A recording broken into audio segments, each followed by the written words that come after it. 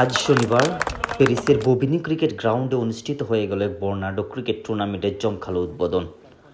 France জুড়ে cricket প্রেমীদের অংশগ্রহণে আয়োজিত এই ক্রিকেট টুর্নামেন্ট প্রতিযোগিতা করছে মোট 26টি দল, যা ফ্রান্সের মাটিতে আয়োজিত অন্য সব টুর্নামেন্ট থেকে এটা বড় টুর্নামেন্ট হিসেবে বিবেচিত করা হচ্ছে। দিনের প্রথম খেলায় মুখোমুখি হয় রাজনগর ও সিলেট রয়্যালস। খেলা শুরু থেকেই ছিল টানটান উত্তেজনা, গ্যালারিতে ছিল উৎসুক দর্শকদের উপচে পড়া ভিড়। ব্যাটে বলে জমে ওঠা এই ম্যাচের মাধ্যমে টুর্নামেন্টের আনুষ্ঠানিক সূচনা ঘটে। টসে জিতে রাজনগর ব্যাটিংয়ের সিদ্ধান্ত নেয় এবং 10 ওভার শেষে 2 উইকেটের বিনিময়ে 115 রানের টার্গেট দেয়। জবাবে সিলেট রয়্যালস 10 ওভার শেষে সব কয়টি উইকেট হারিয়ে 52 রান করতে সক্ষম হয়। বিনিময়ে 63 রানে বিশাল জয় পায় রাজনগর।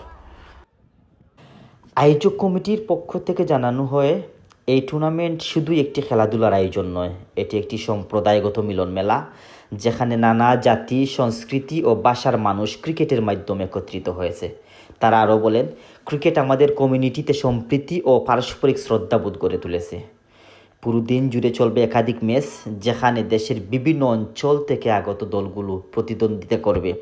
ফাইনাল খেলা অনুষ্ঠিত হবে আগামী মাসে, সেখানে বিজয়ী দলকে দেওয়া হবে আকর্ষণীয় আইফোন এবং নগদ অর্থ প্রাইজ মানি।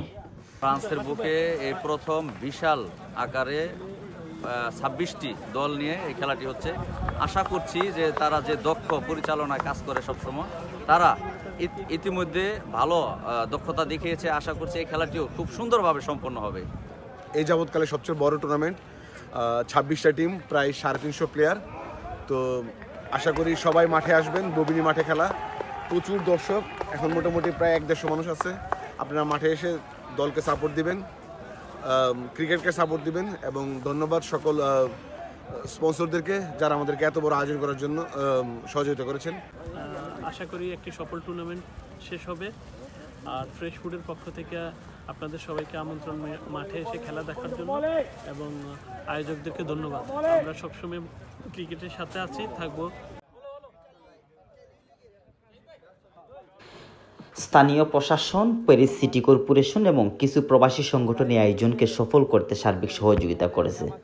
উক্ত টুর্নামেন্টে উপস্থিত অতিথিরা বলেন, ফ্রান্সে বসবাসরত বিভিন্ন দেশের মানুষ, বিশেষ করে দক্ষিণ এশিয়ার অভিবাসীদের কাছে ক্রিকেট একটি আবেগের নাম।